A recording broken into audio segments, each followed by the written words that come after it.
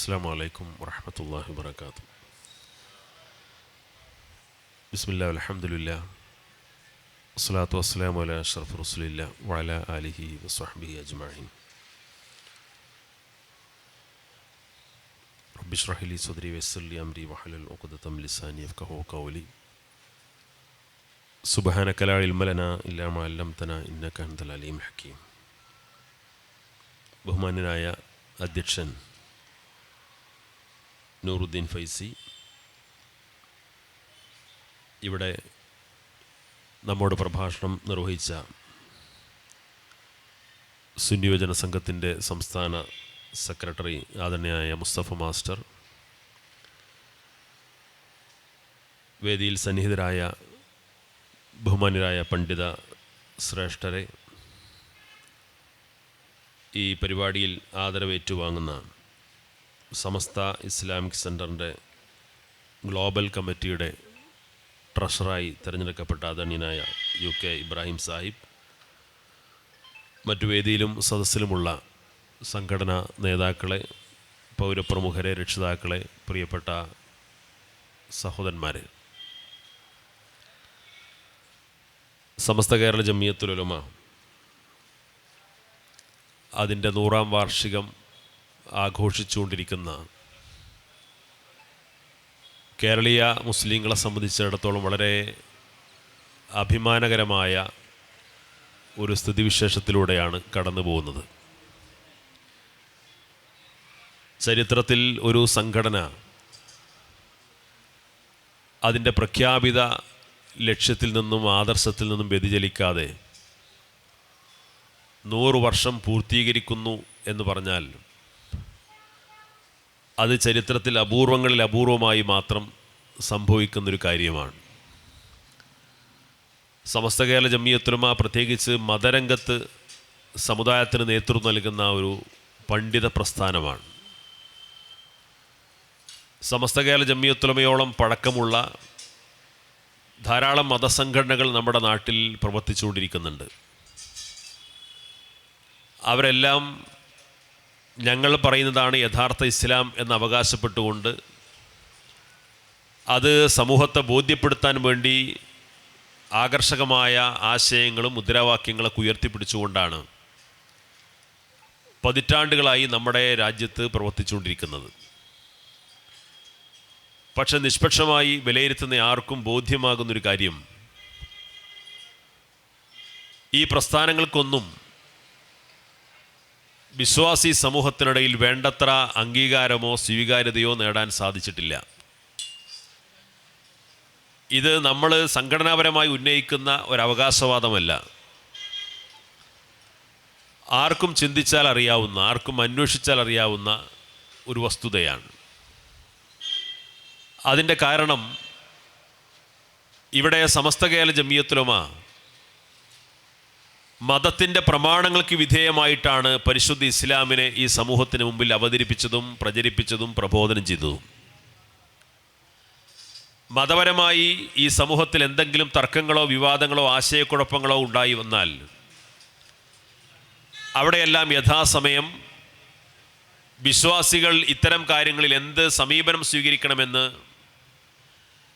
നമ്മുടെ പണ്ഡിത നേതൃത്വം പരസ്യമായി തുറന്നു പറയുകയും വിശദീകരിക്കുകയും ചെയ്തുകൊണ്ട് പണ്ഡിതന്മാരുടെ ഉത്തരവാദിത്വം അവർ ഭംഗിയായി നിർവഹിച്ചു.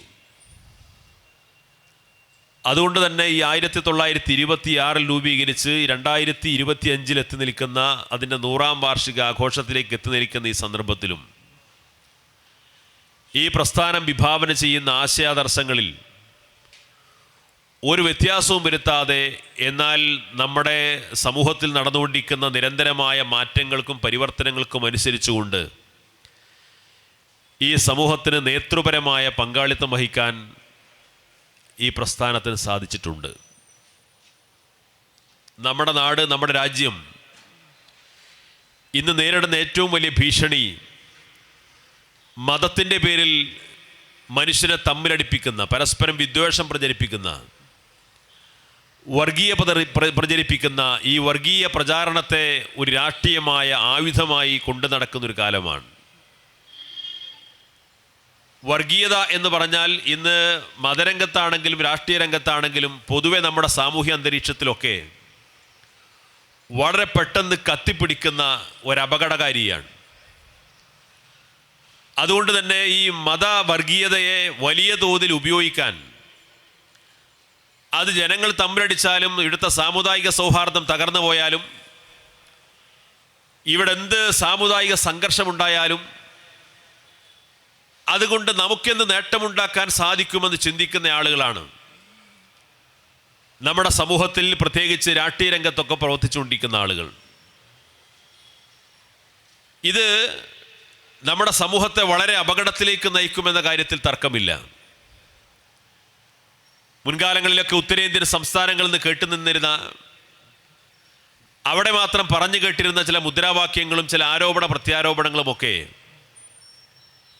ഏതാനും വർഷങ്ങളായി നമ്മുടെ സമാധാനപരമായി ജീവിക്കുന്ന സാമുദായിക സൗഹാർദ്ദത്തിൻ്റെ വലിയ സന്ദേശങ്ങൾ നിരന്തരമായി കൈമാറുന്ന കേരളത്തിൽ പോലും കേട്ടുകൊണ്ടിരിക്കുന്നു.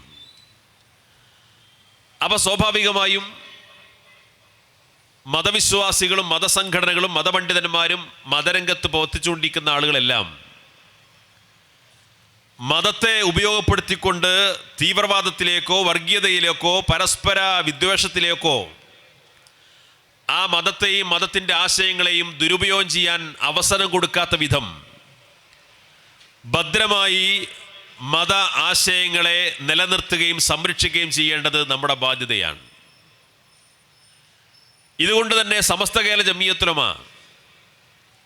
അതിൻ്റെ രൂപീകരണ കാലം മുതലേ ഈ സമൂഹത്തിന് മുമ്പിൽ നാം ജീവിക്കുന്നത് ഒരു ബഹുസ്വര സമൂഹത്തിലാണ് എന്ന തിരിച്ചറിവോടുകൂടി തന്നെ എങ്ങനെയാണ് ഒരു ബഹുസ്വര സമൂഹത്തിൽ മുസ്ലിം സമുദായം ജീവിക്കേണ്ടതെന്ന് എഴുതുകയോ പ്രസംഗിക്കുകയോ മാത്രമല്ല, ജീവിച്ച് കാണിച്ചു കൊടുത്ത സംഭവങ്ങളാണ്. കേരളത്തിലെ മുസ്ലിങ്ങൾക്ക് മാത്രമല്ല, ഇവിടുത്തെ സഹോദര സമുദായങ്ങൾക്കുൾപ്പെടെ ജീവിതാനുഭവത്തിലൂടെ ബോധ്യപ്പെട്ടൊരു കാര്യമാണ് ഇവിടുത്തെ പാരമ്പര്യ മുസ്ലിങ്ങൾ, ഇവിടുത്തെ പരമ്പരാഗതമായ ആചാരാനുഷ്ഠാന ക്രമങ്ങളുമായി മുന്നോട്ട് പോകുന്ന മുസ്ലിം സമുദായം അവരിവിടെ വർഗീയത പ്രചരിപ്പിച്ചിട്ടില്ല,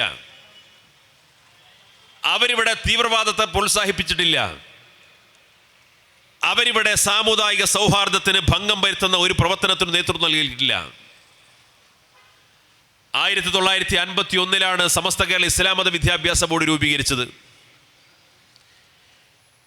അതിൻ്റെ കീഴിൽ മദ്രസ സംവിധാനം ആരംഭിച്ചു. ഇന്ന് 11,000-ലധികം മദ്രസകൾ സമസ്ത കേരള ഇസ്ലാം മത വിദ്യാഭ്യാസ ബോർഡിന് കീഴിൽ പ്രവർത്തിച്ചുകൊണ്ടിരിക്കുന്നു. 10-12 ലക്ഷം വിദ്യാർത്ഥികൾ നിലവിൽ പഠിച്ചുകൊണ്ടിരിക്കുന്നു. ലക്ഷക്കണക്കിന് വിദ്യാർത്ഥികൾ പഠിച്ച് പുറത്തിറങ്ങി. 10,000-കണക്കിന് അധ്യാപകർ ആ മേഖലയിൽ സേവനം ചെയ്തുകൊണ്ടിരിക്കുന്നു. അഥവാ കേരളത്തിലെ ഒരു പ്രധാനപ്പെട്ട വിദ്യാഭ്യാസ സംവിധാനമാണ് സമസ്ത കേരള ഇസ്ലാം മത വിദ്യാഭ്യാസ ബോർഡ്. നമ്മുടെ നാട്ടിൽ ദേശീയ തലത്തിലും പ്രാദേശിക തലത്തിലും സംസ്ഥാന തലങ്ങളിലുമൊക്കെ പൊതുവിദ്യാഭ്യാസ മേഖലയിൽ ധാരാളം വിദ്യാഭ്യാസ സ്ഥാപനങ്ങൾ പ്രവർത്തിച്ചുകൊണ്ടിരിക്കുന്നുണ്ട്. അവിടെയുള്ള പാഠ്യപദ്ധതിയെക്കുറിച്ച്, പാഠപുസ്തകങ്ങളെക്കുറിച്ച്, പരീക്ഷയെക്കുറിച്ച്, പരീക്ഷയിലെ ചോദ്യപേപ്പറുകളെക്കുറിച്ച് എന്തെല്ലാം ആരോപണങ്ങളും പരാതികളും ബഹളങ്ങളുമാണ് ഉണ്ടായിട്ടുള്ളത്. കഴിഞ്ഞ കാലങ്ങളിൽ ചോദ്യപേപ്പറുമായി ബന്ധപ്പെട്ടുകൊണ്ട് വർഗീയമായ തീവ്രവാദപരമായിട്ടുള്ള ആരോപണങ്ങൾ ഉണ്ടായിട്ടുണ്ട്. അതിൻ്റെ പേരിൽ സംഘർഷമുണ്ടായിട്ടുണ്ട്. പക്ഷെ അഭിമാനത്തോടു കൂടി പറയാൻ സാധിക്കും, കേരളത്തിലെ മഹാഭൂരിപക്ഷം വരുന്ന മുസ്ലിം സമൂഹത്തിന് മതം എന്തെന്ന് പ്രാഥമികമായി പഠിപ്പിച്ചു കൊടുക്കുന്ന, പ്രീ സ്കൂൾ മുതൽ ഹയർ സെക്കൻഡറി തലം വരെ മദ്രസ സംവിധാനം ഉണ്ടാകുന്ന, നിരവധി അറബിക് കോളേജുകൾക്കും ദർസുകൾക്കും നേതൃത്വം നൽകുന്ന ഒരു സംഘടനാ സംവിധാനം, അവിടെയുള്ള ഏതെങ്കിലും പാഠപുസ്തകത്തിലോ പാഠ്യപദ്ധതിയിലോ ചോദ്യപേപ്പറിലോ അതുമായി ബന്ധപ്പെട്ട കരിക്കുലത്തിൻ്റെ ഏതെങ്കിലും ഒരു തലത്തിൽ ഇവിടുത്തെ ഭരണഘടനയ്ക്ക് വിരുദ്ധമായ സാമുദായിക സൗഹാർദ്ദത്തിന് ദോഷം വരുത്തുന്ന, പരമത നിന്ന് നടത്തുന്ന, ഏതെങ്കിലും അർത്ഥത്തിൽ നമ്മുടെ നാടിൻ്റെ സമാധാനത്തിന് ഭംഗം വരുത്തുന്ന ഒരു പരാമർശമുണ്ടായി എന്ന് ഈ നിമിഷം വരെ ഒരു പരാതിയോ ആരോപണമോ ഉയർന്നു വന്നിട്ടില്ല. ഒരു ബഹുസ്വര സമൂഹത്തിൽ മതം എങ്ങനെയാണ് പഠിപ്പിക്കേണ്ടത്, ആ മതത്തിൻ്റെ വിധിവിലക്കുകൾക്ക് വിധേയമായി ആ സമുദായത്തിലെ വളർന്നു വരുന്ന കുട്ടികളെ എങ്ങനെയാണ് പരിശീലിപ്പിക്കേണ്ടത്?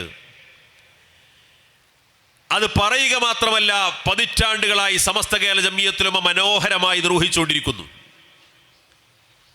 സമസ്ത കേരള ജംഇയ്യത്തുൽ എത്രയോ സമ്മേളനങ്ങൾ നടത്തിയിട്ടുണ്ട്. അതിൻ്റെ പണ്ഡിതന്മാർ എത്രയോ പ്രഭാഷണങ്ങൾ നടത്തിയിട്ടുണ്ട്. സമസ്ത കേരള ജംഇയ്യത്തുൽ 100 വർഷക്കാല ചരിത്രത്തിനിടയിൽ ആ പ്രസ്ഥാനത്തെ ചൂണ്ടിക്കാണിച്ചുകൊണ്ട് നിയമവിരുദ്ധമായ ഒരു പ്രഭാഷണം, നിയമവിരുദ്ധമായ ഒരു രചന, ഈ നാടിൻ്റെ സമാധാനത്തിന്, സാമുദായിക സൗഹാർദ്ദത്തിന് ഭംഗം വരുത്തുന്ന ഇടപെടൽ എന്ന പേരിൽ ശത്രുക്കൾക്ക് പോലും ആരോപണം ഉന്നയിക്കാൻ സാധിച്ചിട്ടില്ല. ഞാൻ പറഞ്ഞു വന്ന കാര്യം, ഒരു ബഹുസ്വര സമൂഹത്തിലാണ് നാം ജീവിക്കുന്നത് എന്ന ബോധത്തോടുകൂടി ഈ രാജ്യത്തെ മുസ്ലിം സമുദായത്തിന് എങ്ങനെയാണ് മതം പഠിപ്പിക്കേണ്ടത്, മതം അഭ്യസിക്കേണ്ടത്, അതിനാവശ്യമായ പരിശീലനം നൽകേണ്ടത്, അത് കൊച്ചുകുട്ടികൾ മുതൽ മുതിർന്ന സ്ത്രീ പുരുഷന്മാർക്കിടയിൽ വരെ മതത്തിൻ്റെ പ്രബോധന പ്രവർത്തനങ്ങളും സംസ്കരണ പ്രവർത്തനങ്ങളും എങ്ങനെയാണെന്ന് വളരെ സുതാര്യമായി, വളരെ ഫലപ്രദമായി ഈ നാടിൻ്റെ ബഹുസ്വരതയോട് ചേർന്നുകൊണ്ടാണ് സമസ്ത കേരള ജംഇയ്യത്തുൽ ഉലമ ആ ദൗത്യം നിർവഹിച്ചത്. ആ സമസ്തയെ സംബന്ധിച്ചിടത്തോളം ഇത്രയും സുസൂക്ഷ്മം ഈ സമുദായത്തെ വിലയിരുത്തുകയും സമൂഹത്തിൻ്റെ ചുറ്റുപാടുകൾ തിരിച്ചറിഞ്ഞുകൊണ്ട് മതത്തിൻ്റെ പ്രബോധന ദൗത്യം നിർവഹിക്കുന്ന ഒരു സംഘടനയെ സംബന്ധിച്ചിടത്തോളം ഏതെങ്കിലും അർത്ഥത്തിൽ ആ മതത്തെ വികലമാക്കാൻ ശ്രമിക്കുകയും ആ വികലമാക്കപ്പെട്ട മതപരമായ ആശയങ്ങളെ ചൂണ്ടിക്കാണിച്ചുകൊണ്ട് ഇതാണ് ഇസ്ലാം എന്ന് മറ്റുള്ളവർക്ക് തെറ്റിദ്ധരിക്കാൻ അവസരമുണ്ടാക്കി കൊടുക്കുന്ന പ്രവർത്തനങ്ങൾ ആരെങ്കിലും ചെയ്താൽ യഥാസമയം അവിടെ ഇടപെട്ടുകൊണ്ട് അതിന് ശരിതെറ്റുകൾ ഈ സമുദായത്തെ ബോധ്യപ്പെടുത്തുക എന്ന ഉത്തരവാദിത്വം ഈ സംഘടന നിർവഹിച്ചിട്ടുണ്ട്. അത് സമുദായത്തിൽ ഭിന്നിപ്പുണ്ടാക്കാൻ വേണ്ടിയിട്ടല്ല, അത് സമുദായത്തിൽ അനൈക്യമുണ്ടാക്കാൻ വേണ്ടിയിട്ടല്ല, അത് സമുദായത്തിനകത്ത് സംഘർഷപരമായിട്ടുള്ള അവസ്ഥ ഉണ്ടാക്കാൻ വേണ്ടിയിട്ടല്ല, അതൊരു സങ്കുചിതമായ കാഴ്ചപ്പാടിൻ്റെ അടിസ്ഥാനത്തിലല്ല, ഇടുങ്ങിയ ചിന്താഗതിയുടെ അടിസ്ഥാനത്തിലല്ല. നേരെ മറിച്ച് പരിശുദ്ധ ഇസ്ലാം തെറ്റിദ്ധരിക്കപ്പെടാൻ പാടില്ല. ഏതെങ്കിലും സ്വാർത്ഥ താല്പര്യങ്ങൾക്ക് വേണ്ടി പരിശുദ്ധമായ ഈ മതത്തെ തെറ്റിദ്ധരിപ്പിക്കാൻ ആരെങ്കിലും ശ്രമിച്ചാൽ അതിൻ്റെ ശരിതെറ്റുകൾ യഥാസമയം ഈ സമൂഹത്തോട് തുറന്നു പറയുക എന്ന പണ്ഡിത ദൗത്യമാണ് സമസ്ത കേരള ജംഇയ്യത്തുൽ ഉലമ നിർവഹിച്ചത്.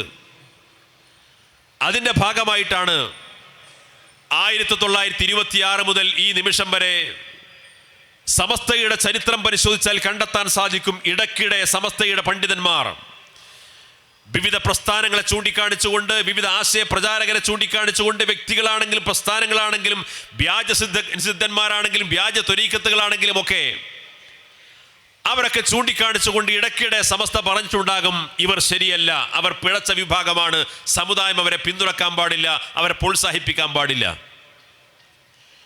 എന്താണ് ഇടയ്ക്കിടെ സമസ്ത ഇങ്ങനെ പ്രഖ്യാപനങ്ങൾ നടത്താൻ കാരണം?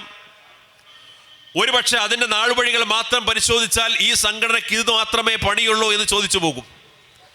കാരണം ഇടയ്ക്കിടെ സമസ്ത ഓരോ വ്യക്തികളെക്കുറിച്ചും ആശയത്തെക്കുറിച്ചും ആശയ പ്രചാരകരെ കുറിച്ചുമൊക്കെ അവർ പിഴച്ചവരാണ്, അവരുമായിട്ട് സഹകരിക്കാൻ പാടില്ല, അവരെ പിന്തുണക്കാൻ പാടില്ല, സഹായിക്കാൻ പാടില്ല, മാറ്റി നിർത്തണമെന്ന് ഇടയ്ക്കിടെ പറഞ്ഞിട്ടുണ്ടാകും. ഇതൊക്കെ സങ്കുചിതമായൊരു കാഴ്ചപ്പാടാണ്. ഞങ്ങൾ മാത്രമേ ശരിയുള്ളൂ, ബാക്കിയുള്ളവരെല്ലാം പിഴച്ചവരാണെന്ന് വരുത്തി തീർക്കാൻ ശ്രമമല്ല. നേരെ മറിച്ച് നമുക്കറിയാം, പരിശുദ്ധ പ്രവാചകർ സ്വല്ലല്ലാഹു അലൈഹി വസല്ലം തങ്ങളുടെ കാലത്ത് പരിശുദ്ധ ഇസ്ലാം പ്രചരിച്ച നാടാണിത്. സ്വഹാബത്തിനാൽ, പ്രവാചകരെ നേരിട്ട് കണ്ട് ഇസ്ലാം എന്തെന്ന് അനുഭവിച്ച സ്വഹാബത്തിനാൽ ഇസ്ലാം പ്രചരിപ്പിച്ച നാടാണിത്.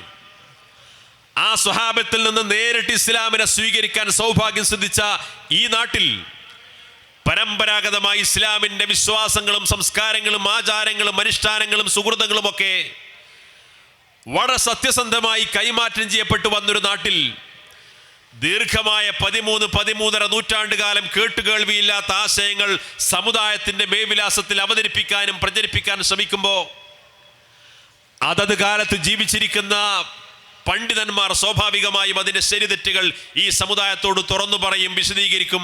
അത് അവരുടെ ഉത്തരവാദിത്വമാണ്. ആ ഉത്തരവാദിത്വമാണ് നിർവഹിച്ചത്. അതിൻ്റെ ഭാഗമായിട്ടാണ് നമ്മുടെ നാട്ടിൽ ഉയർന്നു വന്നിട്ടുള്ള ഏത് ബിദഈ പ്രസ്ഥാനങ്ങളാണെങ്കിലും മതത്തിന്റെ പ്രമാണങ്ങളെ വികലമായിട്ട് അവതരിപ്പിക്കാൻ രംഗത്ത് വന്ന ആളുകൾ, അവരുടെ പോരായ്മകൾ ഈ പ്രസ്ഥാനം തുറന്നു പറഞ്ഞിട്ടുണ്ട്. നമ്മൾ ആലോചിക്കണം, ബിദഈ പ്രസ്ഥാനങ്ങൾ എന്ന് പറഞ്ഞു കഴിഞ്ഞാൽ ഓരോന്നെടുത്തുകൊണ്ട് ഒരു പോസ്റ്റ്മോർട്ടത്തിനൊന്നും വിധേയമാക്കേണ്ട കാലമല്ല ഇത്. മതത്തിന്റെ പ്രമാണങ്ങളെ സ്വന്തം ബുദ്ധിക്കും യുക്തിക്കും അനുസരിച്ചുകൊണ്ട് വ്യാഖ്യാനിക്കാം എന്നൊരു കീഴ്വഴക്കം മുസ്ലിം ലോകത്ത് ആര് തുടക്കം കുറിച്ചോ അന്നാണ് ഈ ഭിന്നിപ്പുകൾക്ക് തുടക്കമുണ്ടായത്. അതിനെ മുജാഹിദുകളെന്നോ ജമാഅത്ത് ഇസ്ലാമി എന്നോ തബ്ലീഗ് ജമാഅത്ത് എന്നോ മറ്റെന്ത് പേര് വിളിച്ചാലും മതത്തിന്റെ പ്രമാണങ്ങൾ എങ്ങനെ വ്യാഖ്യാനിക്കണമെന്ന രീതിശാസ്ത്രം പാരമ്പര്യ പണ്ഡിതന്മാർ ഇവിടെ പഠിപ്പിച്ചു വെച്ചിട്ടുണ്ട്.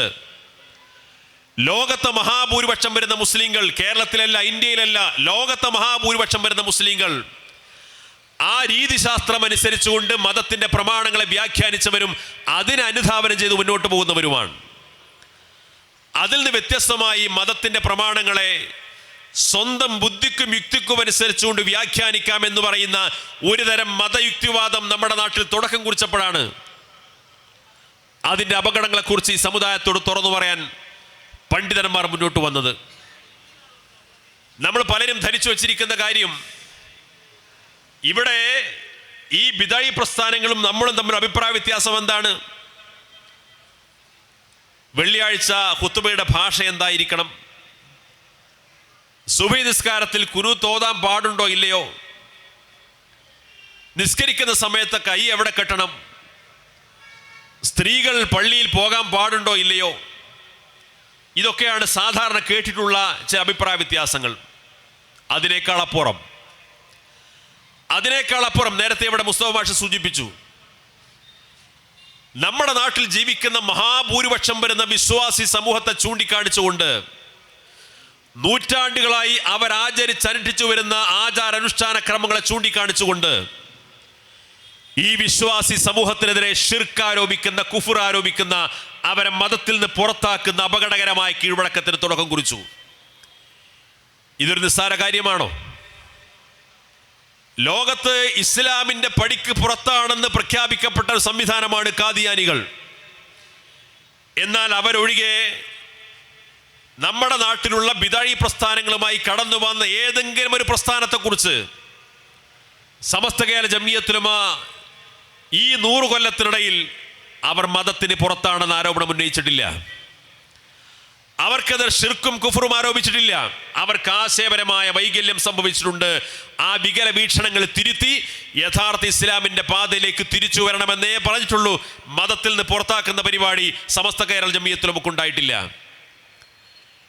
എന്നാൽ സമസ്ത ഉൾപ്പെടെ പ്രതിനിധാനം ചെയ്യുന്ന ഇവിടുത്തെ മഹാഭൂരിപക്ഷം വരുന്ന മുസ്ലിങ്ങളെ ചൂണ്ടിക്കാണിച്ചുകൊണ്ടാണ് അവർക്കെതിരെ ബഹുദൈവ വിശ്വാസം ആരോപിച്ചത്, അവരെ മതത്തിൽ നിന്ന് പുറത്താക്കുന്ന സാഹചര്യം ഉണ്ടായത്. ഇത്രയും അപകടകരമായ വികല വീക്ഷണങ്ങളാണ് ഇവിടെ പ്രചരിപ്പിച്ചത്. എന്നിട്ട് അവർ ഈ സമൂഹത്തിന് മുമ്പിൽ ശുദ്ധമായ തൗഹീദ് പ്രചരിപ്പിക്കാൻ വന്നു. ശുദ്ധമായ തൗഹീദ് പ്രചരിപ്പിക്കാൻ വേണ്ടി വന്ന ആളുകൾ മതത്തിന്റെ പ്രമാണങ്ങളെ സ്വന്തം ബുദ്ധിക്കും യുക്തിക്കും അനുസരിച്ച് വ്യാഖ്യാനിച്ച് ഏതാനും വർഷങ്ങൾക്ക് മുമ്പ് കേരളത്തിലെ മുജാഹിദ് പ്രസ്ഥാനം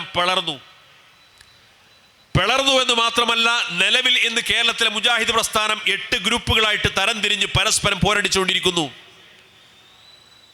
മുസ്ലിം സമുദായത്തിൽപ്പെട്ട സംഘടന പിളർന്ന് 8 ഗ്രൂപ്പുകളായിട്ട് അവർ തമ്മിലടിക്കുന്നു എന്നതിൽ സന്തോഷിക്കുന്നവരൊന്നുമല്ല നമ്മൾ. പക്ഷെ നമ്മൾ ആലോചിക്കണം, ഭാരവാഹി തർക്കത്തിന്റെ പേരിലല്ല അവർ പിളർന്നത്, സംഘടനാപരമായ അഭിപ്രായ വ്യത്യാസത്തിന്റെ പേരിലല്ല അവർ പിളർന്നത്, അവരുടെ സ്ഥാപനങ്ങളുമായി ബന്ധപ്പെട്ട അവകാശ തർക്കത്തിന്റെ പേരിലല്ല അവർ പിളർന്നത്. ഈ 8 ഗ്രൂപ്പുകളും പിളർന്ന് പരസ്പരം പോരടിച്ചുകൊണ്ടിരിക്കുന്നത് തൗഹീദിന്റെ അർത്ഥവും വ്യാഖ്യാനവും സംബന്ധിച്ച അഭിപ്രായ വ്യത്യാസത്തിലാണ്. ഓരോ 5 വർഷം കൂടുമ്പോഴും തൗഹീദിന്റെ അർത്ഥവും വ്യാഖ്യാനവും പുതുക്കി നിശ്ചയിക്കുന്ന ഒരു ഗതികേടിലേക്ക് കേരളത്തിലെ മുജാഹിദ് പ്രസ്ഥാനം എത്തിപ്പെട്ടു എന്ന് പറഞ്ഞാൽ എന്താണല്ലോ മനസ്സിലാക്കേണ്ടത്?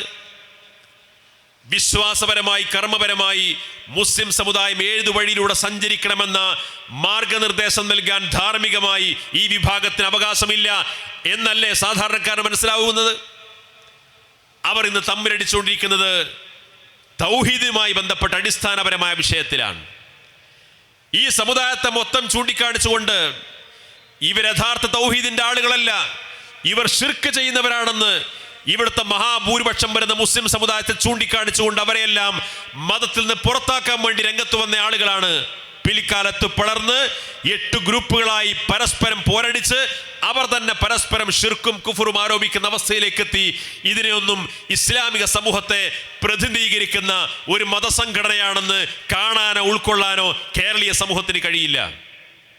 മാത്രമല്ല, സമസ്ത കേരള ജംഇയ്യത്തുൽ ഉലമ, നമ്മുടെ പാരമ്പര്യ പണ്ഡിതന്മാർ പഴയകാലം മുതലേ ഇത്തരം ബിദഅ പ്രസ്ഥാനങ്ങളെ കുറിച്ച് പറഞ്ഞു. നിങ്ങൾ അവരുമായിട്ട് സഹകരിക്കാൻ പാടില്ല, അവരുമായിട്ട് പരിധി വിട്ട സൗഹൃദം പാടില്ല. ഈ ബിദഅ പ്രസ്ഥാനങ്ങളെ കുറിച്ചൊക്കെ അങ്ങനെ പറഞ്ഞു. ഈ ബിദഅ പ്രസ്ഥാനങ്ങളുമായിട്ട് അവർ അകറ്റി നിർത്തണം, മാറ്റി നിർത്തണം എന്ന് പറഞ്ഞാൽ അവരെ ഏതെങ്കിലും ഒരു ശത്രുതയുടെ പേരിൽ മാറ്റി നിർത്തുന്നതല്ല. ആശയപരമായ അപകടകരമായ വൈകല്യങ്ങൾ സംഭവിച്ചവരാണ്. അവരുമായി ഇടകലർന്ന് മുന്നോട്ട് പോകുന്ന ഒരു വിശ്വാസി സമൂഹത്തെ സംബന്ധിച്ചിടത്തോളം അത് വിശ്വാസി സമൂഹത്തിൽ വലിയ അപകടങ്ങൾ ക്ഷണിച്ചു വരുത്തും. അപ്പൊ നമ്മളെപ്പോലുള്ള സാധാരണക്കാരോട് ഒരു മുന്നറിയിപ്പെന്ന നിലയിൽ നമ്മുടെ സമസ്തയുടെ പണ്ഡിതന്മാർ, സുന്നത്ത് ജമാഅത്തിന്റെ പണ്ഡിതന്മാർ പറഞ്ഞു, ബിദഅ പ്രസ്ഥാനങ്ങളുമായിട്ട് നിങ്ങൾ അകന്നു നിൽക്കണം, അവരുമായിട്ട് പരിധി വിട്ട ചങ്ങാത്തം വേണ്ട. ഇത് പറഞ്ഞപ്പോൾ പല ആളുകളും ഇതൊക്കെ മുസ്ലിം സമൂഹത്തിൽ ഭിന്നിപ്പുണ്ടാക്കുന്ന ശ്രമങ്ങളാണ്, മുസ്ലിം സമുദായത്തിൽ അനൈക്യമുണ്ടാക്കാനുള്ള ശ്രമങ്ങളാണ്. പക്ഷേ സമസ്ത കേരള ജംഇയ്യത്തുൽ ഉലമ എന്ന പണ്ഡിത പ്രസ്ഥാനത്തിന്റെ ദീർഘവീക്ഷണം ഏതാനും വർഷങ്ങൾ കഴിഞ്ഞപ്പോൾ എല്ലാവർക്കും ബോധ്യമായി. നമുക്കറിയാം, ഏതാനും വർഷങ്ങൾക്ക് മുമ്പാണ് ലോകത്തുടനീളം ഇസ്ലാമിൻ്റെ പേരിൽ അബൂബക്കർ ബഗ്ദാദിയുടെ ഇസ്ലാമിക് സ്റ്റേറ്റ് പ്രത്യക്ഷപ്പെട്ടു. വലിയ ഭീകര സംഘടനകൾ, ഭീകരാക്രമണങ്ങൾ നടക്കുന്നു, പലയിടങ്ങളിൽ സ്ഫോടനങ്ങൾ നടക്കുന്നു, ഒരുപാട് നിരപരാധികൾ കൊല ചെയ്യപ്പെടുന്ന, സ്ഫോടനത്തിൽ കൊല്ലപ്പെടുന്ന വാർത്തകൾ പുറത്തു വരുന്നു. ഈ സ്ഫോടനത്തിൻ്റെ ഒക്കെ പിന്നിൽ ആരാണ്? ISIS ആണെന്ന് പറയുന്നു. അവർ തന്നെ അവകാശവാദം ഉന്നയിക്കുന്നു.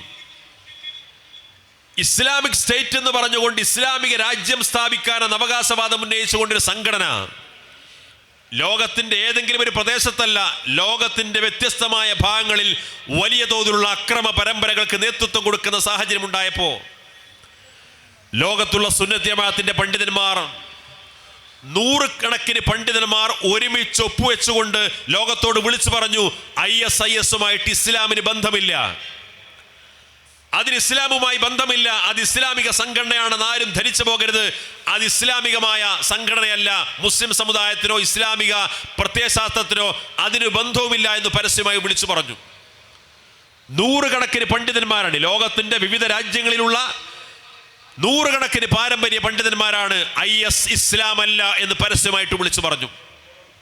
തീർന്നില്ല, ലോകത്തുള്ള വിവിധ സാമൂഹ്യ നിരീക്ഷകന്മാർ, ചരിത്ര വിദ്യാർത്ഥികൾ, മാധ്യമ പ്രവർത്തകർ, ആക്ടിവിസ്റ്റുകൾ, ഇവരെല്ലാം ലോകത്തുടനീളം ഈ സ്ഫോടന പരമ്പരകൾക്ക് നേതൃത്വം നൽകുന്ന, ഈ ഭീകര പ്രവർത്തനങ്ങൾക്ക് നേതൃത്വം നൽകുന്ന ഈ സംഘടനയെക്കുറിച്ചും അതിൻ്റെ ആശയപരമായ സ്രോതസ്സിനെ കുറിച്ചും അന്വേഷിച്ചു പഠിച്ചു. എല്ലാവരും ഏകകണ്ഠമായി പറഞ്ഞ ഒരേ ഒരു ഉത്തരം, ISIS എന്ന് പറയുന്ന ഭീകര പ്രസ്ഥാനത്തിന് ആശയപരമായ പ്രചോദനം നൽകിയത് മുഹമ്മദ് ബിൻ അബ്ദുൽ വഹാബിന്റെ വഹാബിസം കൊണ്ടാണ് എന്ന് ഇവിടെ പറഞ്ഞു. സമസ്തയല്ല പറഞ്ഞത്, സമസ്ത പ്രഖ്യാപിച്ചതല്ല, കേരളത്തിലേതെങ്കിലും മുസ്ലിം സംഘടന പറഞ്ഞതല്ല. ലോകത്ത് ISISുമായി ബന്ധപ്പെട്ട പ്രവർത്തനങ്ങളെ നിരീക്ഷിച്ച മുസ്ലിങ്ങൾക്കിടയിലും അമുസ്ലിങ്ങൾക്കിടയിലും ചരിത്ര പണ്ഡിതന്മാർക്കിടയിലും സാമൂഹ്യ നിരീക്ഷകന്മാർക്കിടയിലും മാധ്യമ പ്രവർത്തകർക്കുമിടയിൽ വ്യാപകമായ പഠനങ്ങൾക്കും ഗവേഷണങ്ങൾക്കും ഒടുവിൽ ഒരേ ഒരു ഉത്തരമാണ് കണ്ടെത്തിയത്, ISIS എന്ന് പറയുന്ന ഭീകര പ്രസ്ഥാനത്തിന് നേതൃത്വം നൽകിയത്, അവർക്ക് ആശയപരമായ പ്രചോദനം ലഭിച്ചത് വഹാബിസത്തിൽ നിന്നാണെന്ന്. ഞാനത് ചോദിക്കട്ടെ, കേരളത്തിലെ ഏതെങ്കിലും ബിദഅ പ്രസ്ഥാനങ്ങൾക്ക് വഹാബിസത്തെ തള്ളിപ്പറയാൻ കഴിയുമോ?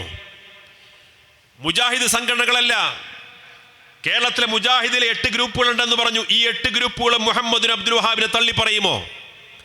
ജമാഅത്തെ ഇസ്ലാമി മുഹമ്മദ് അബ്ദുൽ വഹാബിനെ തള്ളിപ്പറയുമോ? തബ്ലീഗ് ജമാഅത്ത് മുഹമ്മദ് ബിൻ അബ്ദുൽ വഹാബിനെ തള്ളിപ്പറയുമോ? ഈ ബിദഅ ആശയധാരയിലുള്ള ഒരാൾക്കും മുഹമ്മദ് ബിൻ അബ്ദുൽ വഹാബിനെ തള്ളിപ്പറയാൻ കഴിയില്ല.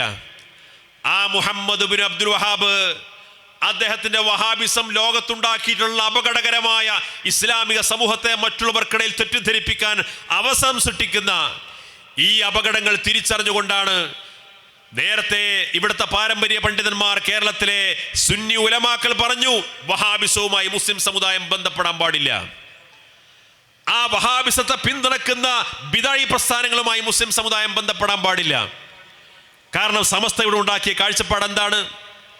സ്ഫോടനങ്ങളുടെ കാഴ്ചപ്പാടല്ല, അക്രമങ്ങളുടെ കാഴ്ചപ്പാടല്ല, ഭീകരപ്രവർത്തനങ്ങളുടെ കാഴ്ചപ്പാടല്ല. നേരെ മറിച്ച് സ്വന്തം വിശ്വാസവും സംസ്കാരവും മുറുകെ പിടിച്ചുകൊണ്ട് സഹോദര സമുദായങ്ങളെ ചേർത്ത് പിടിക്കുന്ന ബഹുസ്വരതയിൽ ഊന്നിക്കൊണ്ടുള്ള ഇസ്ലാമിക പ്രബോധന പ്രവർത്തനങ്ങൾക്കാണ് സമസ്ത കേരള ജംഇയ്യത്തുൽ ഉലമ എല്ലാ കാലത്തും മുന്നോട്ട് വന്നിട്ടുള്ളത്. ഈ ഭീകര പ്രസ്ഥാനത്തിന്റെ ഭാഗമായിട്ട് കേരളത്തിൽ പോലും വലിയ അപകടകരമായ ആശയങ്ങൾ പ്രചരിപ്പിക്കുന്ന സാഹചര്യം ഉണ്ടായില്ലേ? ISIS-ലേക്ക് കേരളത്തിൽ നിന്ന് ഇവിടുന്ന് റിക്രൂട്ട്മെന്റ് ചെയ്യപ്പെടുന്ന സാഹചര്യം ഉണ്ടായില്ലേ? സർക്കാരിന്റെ ഔദ്യോഗിക കണക്കനുസരിച്ചുകൊണ്ട് 253 പേരാണ് കുടുംബസമേതം ഇവിടെ നിന്ന് ഹിജറ പോയത്. തീവ്ര ഇസ്ലാമിക ആശയം സ്വീകരിച്ചു എന്നാണ് പറഞ്ഞത്. എന്താണ് തീവ്ര ഇസ്ലാമിക ആശയം? അവരിവിടെ പ്രചരിപ്പിച്ചു, നമ്മൾ ജീവിക്കുന്നത് ഹിന്ദുവും മുസ്ലിമും ക്രിസ്ത്യാനിയും മതമുള്ളവരും മതമില്ലാത്തവരും ഒക്കെ ജീവിക്കുന്ന ഒരു ബഹുസ്വര നാട്ടിലാണ്. ഇങ്ങനെയുള്ള നാട്ടിൽ ഒരാൾക്ക് യഥാർത്ഥ മുസ്ലിമായിട്ട് ജീവിക്കാനും മരിക്കാനും കഴിയില്ല. സമസ്ത കേരള ജംഇയ്യത്തുൽ ഉലമയുടെ പണ്ഡിതന്മാരാണോ പ്രചരിപ്പിച്ചത്? ഏതെങ്കിലും സുന്നി ഉലമാക്കളാണോ പ്രചരിപ്പിച്ചത്? ഇവിടുത്തെ സലഫി ആശയ പ്രഭാഷകരായിട്ടുള്ള ആളുകൾ പ്രചരിപ്പിച്ചു, ഈ നാട്ടിൽ ഒരാൾക്ക് യഥാർത്ഥ മുസ്ലിമായി ജീവിക്കണമെങ്കിൽ ഈ ബഹുസ്വര സമൂഹത്തിൽ ജീവിക്കാൻ കഴിയില്ല, അതുകൊണ്ട് ഇവിടുന്ന് ഹിജറ പോകണം. ഹിജറ പോയില്ലേ പല ആളുകളും? ഹിജറ പോയില്ലേ? ഈ രാജ്യത്തിന്റെ ബഹുസ്വരത ഉൾക്കൊണ്ടുകൊണ്ട് ജീവിക്കുന്ന പരമ്പരാഗത മുസ്ലിം സമൂഹം നിലനിൽക്കുമ്പോഴാണ് ആ നാട്ടിൽ മതത്തിന്റെ പേരിൽ ഒരു വിഭാഗം പ്രചരിപ്പിക്കുന്നു, ഒരു ബഹുസ്വര സമൂഹത്തിൽ ഒരു യഥാർത്ഥ മുസ്ലിം ജീവിക്കാൻ കഴിയില്ല. നിങ്ങൾ അറിയേണ്ടത്, സമസ്ത കേരള ജംഇയ്യത്തുൽ ഉലമയുടെ മഹാന്മാരായ പണ്ഡിതന്മാർ ഒരു ബഹുസ്വര സമൂഹത്തിൽ മുസ്ലിം സമൂഹം എങ്ങനെ ജീവിക്കണമെന്ന് ഈ സമുദായത്തെ മനോഹരമായി പഠിപ്പിച്ചിട്ടുണ്ട്. 40 വർഷം മുമ്പാണ് സമസ്ത കേരള ജംഇയ്യത്തുൽ ഉലമയുടെ 60ാം വാർഷിക മഹാസമ്മേളനം കോഴിക്കോട്ട് നടക്കുന്നു. ആ 60ാം വാർഷിക മഹാസമ്മേളനത്തിലെ പ്രഭാഷണം നിർവഹിക്കുന്നത് സമസ്ത കേരള ജംഇയ്യത്തുൽ ഉലമയുടെ അന്നത്തെ ജനറൽ സെക്രട്ടറി ആയിരുന്ന മഹാനായ ശൈഖുന ശംസുൽ ഉലമ ഇ.കെ. അബൂബക്കർ മുസ്ലിയാർ ഖദ്ദസല്ലാഹു സറഹുൽ അസീസ്. ശംസുൽ ഉലമയുടെ അന്നത്തെ പ്രഭാഷണം ഒരുപക്ഷെ സമസ്ത കേരള ജംഇയ്യത്തുൽ ഉലമയുടെ മാനിഫെസ്റ്റോ എന്ന് വേണമെങ്കിൽ പറയാം. ആ പ്രഭാഷണം മാത്രം പിൽക്കാലത്ത് പുസ്തകമായി പ്രസിദ്ധീകരിക്കുന്ന സാഹചര്യം പോലും ഉണ്ടായി. ആ പ്രഭാഷണത്തിൽ സമസ്തയുടെ അന്നത്തെ ജനറൽ സെക്രട്ടറി മഹാനായ ശംസുൽ ഉലമ പറഞ്ഞു, ലക്ഷക്കണക്കിന് ആളുകളെ സാക്ഷി നിർത്തിയിട്ട് പറഞ്ഞു, കേരളത്തിൽ സാമുദായിക സൗഹാർദ്ദം നിലനിൽക്കണമെങ്കിൽ സമസ്ത കേരള ജംഇയ്യത്തുൽ ഉലമ നിലനിൽക്കണം. കേരളത്തിൽ സമുദായ സൗഹാർദ്ദം നിലനിൽക്കണമെങ്കിൽ സമസ്ത കേരള ജംഇയ്യത്തുൽ ഉലമ നിലനിൽക്കണം. കേരളത്തിൽ സുന്നത്ത് ജമാഅത്ത് നിലനിൽക്കണമെങ്കിൽ സമസ്ത നിലനിൽക്കണമെന്നല്ല പറഞ്ഞത്. കേരളത്തിൽ പരിശുദ്ധ ഇസ്ലാം നിലനിൽക്കണമെങ്കിൽ സമസ്ത നിലനിൽക്കണമെന്നല്ല പറഞ്ഞത്. കേരളത്തിൽ സമുദായ സൗഹാർദ്ദം നിലനിൽക്കണമെങ്കിൽ സമസ്ത കേരള ജംഇയ്യത്തുൽ ഉലമ നിലനിൽക്കണം. അതിനുശേഷം ശംസുൽ ഉലമ പറഞ്ഞു, ശബരിമലയിലെ വാവർ വലിയാണെന്ന് വിശ്വസിക്കുന്നവരാണ് കേരളത്തിലെ സുന്നികൾ. ശബരിമലയിലെ വാവർ വലിയാണെന്ന് വിശ്വസിക്കുന്നവരാണ് കേരളത്തിലെ സുന്നികൾ. നമുക്കറിയാം, ഇപ്പോൾ ശബരിമല തീർത്ഥാടനത്തിന്റെ കാലമാണ്. ലക്ഷക്കണക്കിന് ഭക്തജനങ്ങൾ ശബരിമലയെ ലക്ഷ്യമാക്കി തീർത്ഥാടനം നടത്തുന്ന സമയമാണ്. ആ ശബരിമലയിൽ തീർത്ഥാടനം നടത്തുന്ന അയ്യപ്പ സ്വാമിമാർ അവരവിടെ പോയി അവരുടെ ആചാര അനുഷ്ഠാന ക്രമങ്ങൾ പൂർത്തീകരിച്ചു വരണമെങ്കിൽ അയ്യപ്പന്റെ സന്തത സഹചാരി വിശ്വസ്ത സുഹൃത്തുമായിരുന്ന വാവർ സ്വാമി എന്ന് പേരിൽ അറിയപ്പെടുന്ന വാവർ എന്ന് പറയുന്ന മുസ്ലിമായ ആ മനുഷ്യന്റെ ശംസുൽ ഉലമയുടെ ഭാഷയിൽ പറഞ്ഞാൽ വലിയായ ആ വാവരുടെ പേരിൽ നിർമ്മിക്കപ്പെട്ട പള്ളിയെ പ്രദക്ഷിണം ചെയ്താൽ മാത്രമേ ഒരു ശബരിമലയിൽ തീർത്ഥാടനത്തിന് പോകുന്ന അയ്യപ്പ ഭക്തന്റെ തീർത്ഥാടനം ആചാരം പൂർത്തീകരിക്കപ്പെടുകയുള്ളൂ. വാവരുടെ പള്ളി അവിടെയുണ്ട്. ആ വാവരുടെ പള്ളിക്ക് പ്രദക്ഷിണം ചെയ്താൽ മാത്രമേ ശബരിമല തീർത്ഥാടനത്തിന് പോകുന്ന ഹിന്ദു സഹോദരന്റെ ആചാരം പൂർത്തിയാക്കുകയുള്ളൂ. ശബരിമല തന്ത്രി കുടുംബത്തിൽപ്പെട്ട ആളുകൾ ഇന്നും പറയും ഈ വാവരുടെ പള്ളിക്കകത്തോ പരിസരത്തോ ലക്ഷക്കണക്കിന് ആളുകൾ തീർത്ഥാടനത്തിന് വരുന്ന അയ്യപ്പ ഭക്തന്മാർ വരുന്ന സ്ഥലമായിട്ടും പള്ളിക്ക് പ്രദക്ഷിണം നടത്തുന്ന പ്രദേശമായിട്ട് പോലും ആ പള്ളിക്കകത്തോ അതിൻ്റെ പരിസരത്തോ ശബരിമലയിൽ അയ്യപ്പന്റെ പ്രതിമയോ പ്രതിഷ്ഠയോ സ്ഥാപിച്ചിട്ടില്ല. അതിൻ്റെ കാരണം വാവർ ഏകദൈവ വിശ്വാസിയായിരുന്നു. വാവർ തൗഹീദിൽ അധിഷ്ഠിതമായി ജീവിക്കുന്നയാളാണ്. വാവറുടെ വിശ്വാസപ്രകാരം പ്രതിമയെ അംഗീകരിക്കാൻ കഴിയില്ല, ബിംബത്തെ അംഗീകരിക്കാൻ കഴിയില്ല. വാവർ എന്ന് പറയുന്ന ഏകദൈവ വിശ്വാസിയുടെ ബഹുമാന സൂചകമായിട്ട് വാവറുടെ പള്ളിക്കകത്തോ പരിസരത്തോ ശബരിമല തന്ത്രി കുടുംബം പറയുന്നു അവിടെ അത്തരമൊരു പ്രതിമയോ പ്രതിഷ്ഠയോ സ്ഥാപിച്ചിട്ടില്ല. അത് വാവറുടെ വിശ്വാസത്തെ ബഹുമാനിച്ചുകൊണ്ടാണ്, ആ വാവരെ ചൂണ്ടിക്കാണിച്ചുകൊണ്ടാണ് സമസ്തയുടെ 60ാം വാർഷിക മഹാസമ്മേളനത്തിൽ മഹാനായ ശംസുൽ ഉലമ പറഞ്ഞത് വാവർ വലിയാണെന്ന് വിശ്വസിക്കുന്നവരാണ് കേരളത്തിലെ സുന്നികൾ. ആ വാവറും അയ്യപ്പനും തമ്മിലുള്ള ആത്മബന്ധത്തെ ചൂണ്ടിക്കാണിച്ചുകൊണ്ട് കേരളത്തിലെ സാമുദായിക സൗഹാർദ്ദത്തിന്റെ മനോഹരമായ ഉദാഹരണം ലോകത്തോട് വിളിച്ചു പറഞ്ഞ സംഘടനയാണ് സമസ്ത കേരള ജംഇയ്യത്തുൽ ഉലമ. വാവർ വലിയാണെന്ന് ജമാഅത്തെ ഇസ്ലാമി അംഗീകരിക്കുമോ? വാവർ വലിയാണെന്ന് മുജാഹിദ് സംഘടനകൾ അംഗീകരിക്കുമോ? വാവർ വലിയാണെന്ന് തബ്ലീഗ് ജമാഅത്ത് അംഗീകരിക്കുമോ? വാവർ വലിയാണെന്ന് ഇവിടുത്തെ ഏതെങ്കിലും പരിഷ്കരണവാദികൾ അംഗീകരിക്കുമോ? അവിടെയാണ് സ്വന്തം വിശ്വാസവും സംസ്കാരവും മുറുകെ പിടിച്ചുകൊണ്ട് സഹോദര സമുദായങ്ങളെ ചേർത്ത് പിടിക്കുന്ന ഈ ബഹുസ്വര സമൂഹത്തിൽ എങ്ങനെയാണ് ഇസ്ലാമിക സമൂഹം പ്രബോധന പ്രവർത്തനങ്ങൾ നടത്തേണ്ടതെന്ന് പഠിപ്പിച്ച ഒരേ ഒരു സംഘടനയാണ് സമസ്ത കേരള ജംഇയ്യത്തുൽ ഉലമ. അതുകൊണ്ട് തന്നെ ഈ പ്രസ്ഥാനത്തിന് 100 വർഷക്കാലത്തിനിടയിൽ ഒരു വർഗീയമായ ആരോപണം ഉയർന്നു വന്നിട്ടില്ല, ഒരു തീവ്രവാദത്തിന്റെ ആരോപണം ഉയർന്നു വന്നിട്ടില്ല, ഭീകരപ്രവർത്തനത്തെ പ്രോത്സാഹിപ്പിക്കുന്നു എന്ന ആരോപണം ഉയർന്നു വന്നിട്ടില്ല, നിയമം കയ്യിലെടുക്കുന്നു എന്ന ആരോപണം ഉയർന്നു വന്നിട്ടില്ല.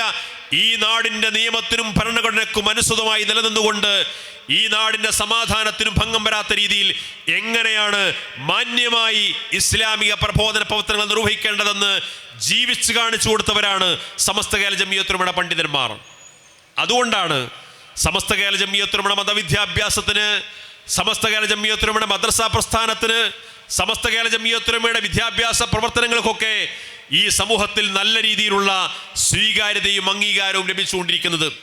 അതുകൊണ്ട് സമൂഹത്തിൽ വർഗീയതയും തീവ്രവാദവും ഉണ്ടാക്കുന്ന ഏത് പ്രവർത്തനങ്ങൾ ആര് നടത്തിയാലും അവിടെയെല്ലാം സമസ്ത കേരള ജംഇയ്യത്തുൽ ഉലമ യഥാസമയം ഇടപെട്ടുകൊണ്ട് കൃത്യമായ അതിന് സമീപനം ഈ സമൂഹത്തിന് മുമ്പിൽ പറഞ്ഞിട്ടുണ്ട്.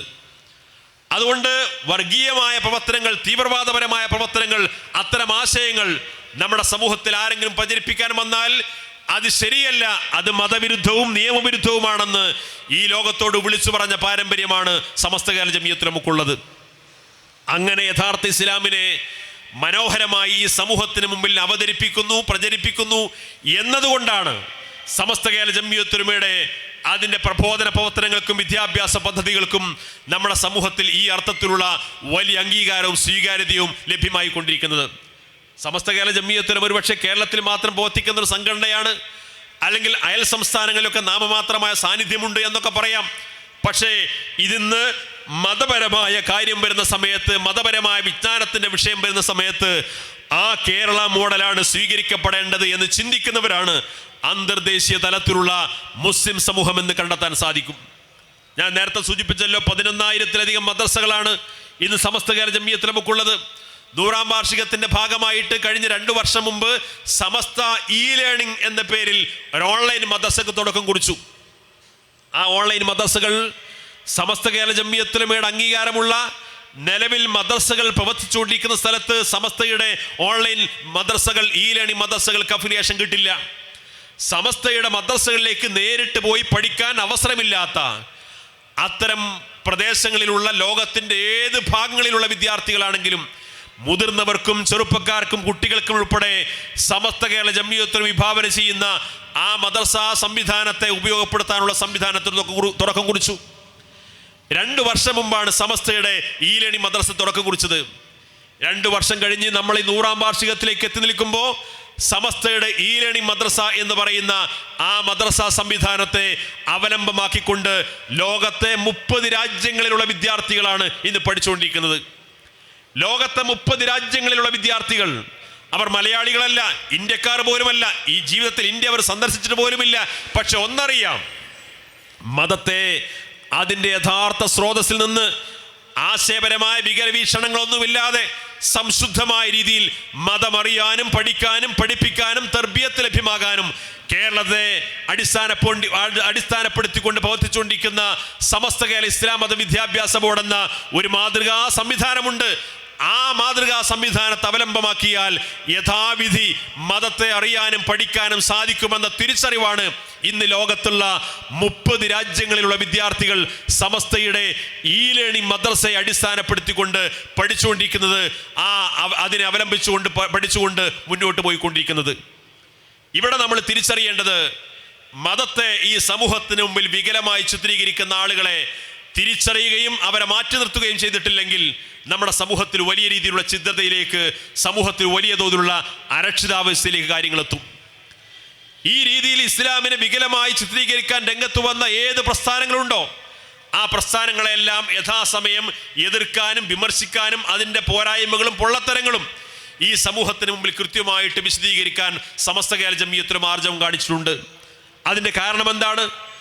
അത്തരത്തിലുള്ള വികല വീക്ഷണങ്ങൾ ഇവിടെ പ്രചരിക്കുന്നതിലൂടെ ഞാൻ നേരത്തെ സൂചിപ്പിച്ചതുപോലെ നമ്മുടെ സമുദായത്തിനകത്ത് ഏതെങ്കിലും അർത്ഥത്തിലുള്ള ആചാരപരമായ അനുഷ്ഠാനപരമായ കാര്യങ്ങളിലുള്ള അഭിപ്രായ വ്യത്യാസം മാത്രമല്ല, ആചാരപരമായ അനുഷ്ഠാനപരമായ അഭിപ്രായ വ്യത്യാസങ്ങളാണ് നമ്മളും ഈ ബിദഈ പ്രസ്ഥാനങ്ങളും തമ്മിലുള്ളതെങ്കിൽ സ്വാഭാവികമായിട്ടും അത് സമുദായത്തിനകത്തുള്ള ഒരു ആഭ്യന്തര തർക്കം മാത്രമായിട്ട് നിലനിൽക്കുമായിരുന്നു. എന്നാൽ അതല്ല പ്രശ്നം. നാം ജീവിച്ചുകൊണ്ടിരിക്കുന്ന ഈ നാടിനെ നിരാകരിക്കുന്ന, ഈ നാടിൻ്റെ ബഹുസ്വരതയെ നിരാകരിക്കുന്ന അപകടകരമായ ആശയങ്ങളാണ് ഇവരിൽ പലരും പ്രചരിപ്പിച്ചുകൊണ്ടിരിക്കുന്നത്. നമ്മുടെ ഈ സമ്മേളനം ഉദ്ഘാടനം ചെയ്യേണ്ട ആദരണീയനായ സമസ്ത കേരള ജംഇയ്യത്തുൽ ഉലമയുടെ ജനറൽ സെക്രട്ടറി ഉസ്താദ് ഉമർ ഫൈസി വേദിയിലേക്ക് എത്തിയിട്ടുണ്ട്. ഞാൻ ഈ പറഞ്ഞ കാര്യം കൂടി പൂർത്തീകരിച്ചുകൊണ്ട് ഇൻഷാ അല്ലാഹ് അവസാനിപ്പിക്കാം. സംഘാടക സമിതിക്ക് വേണ്ടി ഉസ്താദിനെ ഈ പരിപാടിയിലേക്ക് സ്വാഗതം ചെയ്യുകയാണ്. ഈ ബിദഈ പ്രസ്ഥാനങ്ങളും തമ്മിലുള്ള അഭിപ്രായ വ്യത്യാസം മുസ്ലിം സമുദായത്തിനകത്തുള്ള ആചാരപരമായ അനുഷ്ഠാനപരമായ അഭിപ്രായ വ്യത്യാസങ്ങൾ മാത്രമാണെങ്കിൽ എന്ന് പറഞ്ഞാൽ അതിനെ നിസ്സാരവൽക്കരിക്കുന്നതല്ല. പക്ഷേ അത് സമുദായത്തിനകത്ത് മാത്രമുള്ള പ്രശ്നമായിരുന്നു. അത് അവർ തമ്മിലുള്ള ആഭ്യന്തര പ്രശ്നമാണ്. അത് അവർ പള്ളിയിലുണ്ടായിട്ടുള്ള എന്തോ തർക്കവിതർക്കങ്ങളാണ്.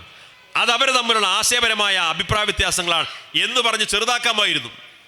പക്ഷേ ഈ ബിദഈ പ്രസ്ഥാനങ്ങളെല്ലാം പൊതുസമൂഹത്തിന് മുമ്പിൽ, ഇവിടുത്തെ മറ്റു സഹോദര സമുദായങ്ങൾക്ക് മുമ്പിൽ, ഇവിടുത്തെ ഭരണകൂടത്തിന് മുമ്പിൽ, ഈ രാജ്യത്തിൻ്റെ നിയമവ്യവസ്ഥയ്ക്ക് മുമ്പിൽ ഈ സമുദായത്തിൻ്റെ വിശ്വാസത്തെയും ആദർശത്തെയും വികലമാക്കാൻ ശ്രമിക്കുന്നവരാണ്. ഈ വികല വീക്ഷണങ്ങൾ ഇവിടെ വെച്ച് പുലർത്തുമ്പോൾ സ്വാഭാവികമായും അത് വികല വീക്ഷണമാണെന്ന് സമൂഹത്തോട് തുറന്നു പറഞ്ഞ് ഇതും ഇസ്ലാമും തമ്മിൽ ബന്ധമില്ല, അതിനെ ചൂണ്ടിക്കാണിച്ചുകൊണ്ട് അതാണ് ഇസ്ലാം എന്ന് ആരും തെറ്റിദ്ധരിക്കരുതെന്ന് പണ്ഡിതന്മാരുടെ ഉത്തരവാദിത്വം നിർവഹിച്ചിട്ടില്ലെങ്കിൽ ഇവരെല്ലാം ഈ അപകടകരമായ ആശയത്തെ അംഗീകരിക്കുന്നവരും ഉൾക്കൊള്ളുന്നവരും പിന്തുണക്കുന്നവരുമാണെന്ന് ഇവിടുത്തെ സാമാന്യ ജനസമൂഹം മനസ്സിലാക്കില്ലേ? അത് മുസ്ലിം സമുദായത്തെ കൂടുതൽ തെറ്റിദ്ധരിപ്പിക്കാൻ കാരണമാകും.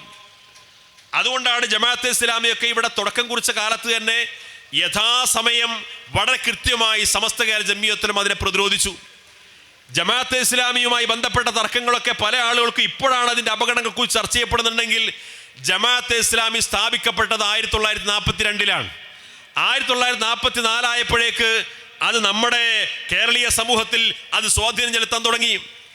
1950-ൽ അതിന് കേരളത്തിൽ തുടക്കം കുറിച്ച വളാഞ്ചേരി കേന്ദ്രീകരിച്ചുകൊണ്ട് എടയൂർ കേന്ദ്രീകരിച്ചുകൊണ്ട് അതിന് പ്രവർത്തനങ്ങൾ ആരംഭിച്ചപ്പോൾ സമസ്ത കേരള ജംഇയ്യത്തുലും 1950-ൽ സമസ്തയുടെ 18ാം സമ്മേളനം എന്ന് വിളിക്കപ്പെടാവുന്ന ആ ചരിത്ര പ്രസിദ്ധമായ സമ്മേളനത്തിൽ സമസ്തയുടെ ജനറൽ സെക്രട്ടറി ആയിരുന്ന മഹാനായ ഷംസുല്ലമയുടെ സാന്നിധ്യത്തിൽ, മഹാനായ സയ്യിദ് അബ്ദുറഹ്മാൻ ബാഫക്കി തങ്ങളുടെ സാന്നിധ്യത്തിൽ, മഹാനായ അബ്ദുൽ ബാരി മുസ്തയുടെ സാന്നിധ്യത്തിൽ ഇവരെല്ലാം ഒരുമിച്ച് ചേർന്നുകൊണ്ടാണ് കേരളീയ മുസ്ലിം സമൂഹത്തോട് ഇത് അപകടകരമായ പ്രസ്ഥാനമാണ്, മുസ്ലിം സമുദായം അവരെ പിൻപറ്റരുത് എന്ന് പറഞ്ഞത്. അതേതെങ്കിലും തെരഞ്ഞെടുപ്പ് വന്നപ്പോൾ സമസ്ത പ്രഖ്യാപിച്ചതല്ല, 1950-ൽ പ്രഖ്യാപിച്ചിട്ടുണ്ട്. 50-ൽ പ്രഖ്യാപിച്ചിട്ടുണ്ട്. സമസ്ത കേരള ജംഇയ്യത്തുൽ ഉലമ ജമാഅത്തെ ഇസ്ലാമി മുന്നോട്ട് വെക്കുന്ന ആശയങ്ങൾ അപകടകരമാണ്, അത് മുസ്ലിം സമുദായം സ്വീകരിക്കാൻ പാടില്ല. അത് സമുദായത്തെ മറ്റുള്ളവർക്കിടയിൽ പോലും തെറ്റിദ്ധരിക്കാൻ കാരണമാകുന്ന, ഇസ്ലാമിനെ മറ്റുള്ളവർക്കിടയിൽ മോശമായി ചിത്രീകരിക്കാൻ കാരണമാകുന്ന അപകടകരമായ ആശയമാണ് അവർ പ്രതിനിധീകരിക്കുന്നതെന്ന് 1950 സമസ്ത കേരള ജംഇയ്യത്തുൽ ഉലമ അതിൻ്റെ 18ാം സമ്മേളനം നടത്തിയിട്ട് പരസ്യമായി മുസ്ലിം ബഹുജനങ്ങളോട് പ്രഖ്യാപിച്ചിട്ടുണ്ട്. ആ കാലത്ത് ജമാഅത്തെ ഇസ്ലാമി തുടക്കം കുറിച്ച ആ കാലത്ത് അവിടെ ആശയം എന്തായിരുന്നു? തെരഞ്ഞെടുപ്പിൽ വോട്ട് രേഖപ്പെടുത്താൻ പാടില്ല, തെരഞ്ഞെടുപ്പിൽ മത്സരിക്കാൻ പാടില്ല, സർക്കാർ ജോലി സ്വീകരിക്കാൻ പാടില്ല, സർക്കാർ കലാലയങ്ങൾ മക്കളെ പഠിപ്പിക്കാൻ പാടില്ല, ഒരു കോടതിയിൽ ഹർജി കൊടുക്കാൻ പാടില്ല, ഒരു ജനാധിപത്യ സർക്കാരിന് അംഗീകരിക്കാൻ പാടില്ല. എന്താ കാരണം? അത് മോശമായതുകൊണ്ടാണ് എന്നല്ല പറഞ്ഞത്, അത് മോശമായതുകൊണ്ടാണ്, അതുകൊണ്ട് നിങ്ങൾ അതിനൊന്നും പോകണ്ട എന്നല്ല സമുദായത്തോട് പറഞ്ഞത്. അത് ഷിർക്കാണ്, മതവിധിയാണ് പറഞ്ഞത്. ഈ രാജ്യത്തൊരു ജനാധിപത്യ സർക്കാർ എന്ന് പറഞ്ഞാൽ തെരഞ്ഞെടുപ്പിലൂടെ അധികാരത്തിൽ വരുന്ന സർക്കാർ അത് താഗൂത്തിന്റെ ഭരണകൂടമാണ്, പൈശാചിക ഭരണകൂടമാണ്. ആ ഭരണകൂടത്തെ അംഗീകരിക്കൽ ഷിർക്കാണെന്ന മതവിധിയാണ് ജമാഅത്തെ ഇസ്ലാമി പ്രഖ്യാപിച്ചത്. മതത്തിലില്ലാത്ത, ഇസ്ലാമിക ശരീഅത്തിലില്ലാത്ത, ഒരു ബഹുസ്വര സമൂഹത്തിൽ പറയാൻ പാടില്ലാത്ത അപകടകരമായ, നിയമവിരുദ്ധമായ, മതവിരുദ്ധമായ ഈ ആശയം ജമാഅത്തെ ഇസ്ലാമി മുന്നോട്ട് വന്നപ്പോൾ സമസ്ത കേരള ജംഇയ്യത്തുൽ ഉലമ പറഞ്ഞു, അന്നവർ തെരഞ്ഞെടുപ്പിൽ വോട്ട് രേഖപ്പെടുത്താൻ പാടില്ല, തെരഞ്ഞെടുപ്പിൽ മത്സരിക്കാൻ പാടില്ല, അധികാരത്തിൽ വരുന്ന ഗവൺമെന്റിനെ അംഗീകരിക്കാൻ പാടില്ല എന്ന് പറയുന്ന കാലത്ത് സമസ്തയുടെ സമുന്നതനായ നേതാവായിരുന്ന വാണിയമ്പലം അബ്ദുറഹ്മാൻ മുസ്ലിയാർ പറഞ്ഞു, ജമാഅത്തെ ഇസ്ലാമി മതത്തിന്റെ കുപ്പായം അണിഞ്ഞ രാഷ്ട്രീയ പാർട്ടിയാണ്. നിങ്ങൾ ആലോചിക്കണം, അന്ന് ജമാഅത്തെ ഇസ്ലാമി രാഷ്ട്രീയ പാർട്ടി രൂപീകരിച്ചിട്ടില്ല, വോട്ട് ചെയ്യാൻ സമ്മതം കൊടുത്തിട്ടില്ല, തെരഞ്ഞെടുപ്പിൽ മത്സരിക്കാൻ സമ്മതമില്ല. ആ കാലത്ത് ദീർഘവീക്ഷണത്തോടുകൂടി സമസ്തയുടെ പണ്ഡിതന്മാർ പറഞ്ഞു, ജമാഅത്തെ ഇസ്ലാമി മതത്തിന്റെ കുപ്പായം അണിഞ്ഞ രാഷ്ട്രീയ പാർട്ടിയാണ്. അത് കാണാനും കേൾക്കാനും ഇന്ന് വാണിയമ്പലം ഉസ്താദില്ല. പക്ഷേ പിന്മുറക്കാർ ഇപ്പോൾ കേൾക്കുന്നത് തെരഞ്ഞെടുപ്പിൽ വോട്ട് രേഖപ്പെടുത്തണം, തെരഞ്ഞെടുപ്പിൽ മത്സരിക്കണം, അധികാരത്തിൽ വരണം എന്ന് പറയാൻ വേണ്ടി Jamaat-e Islami Welfare Party of India എന്ന് പറയുന്ന ഒരു രാഷ്ട്രീയ പാർട്ടി രൂപീകരിച്ചിരിക്കുന്നു.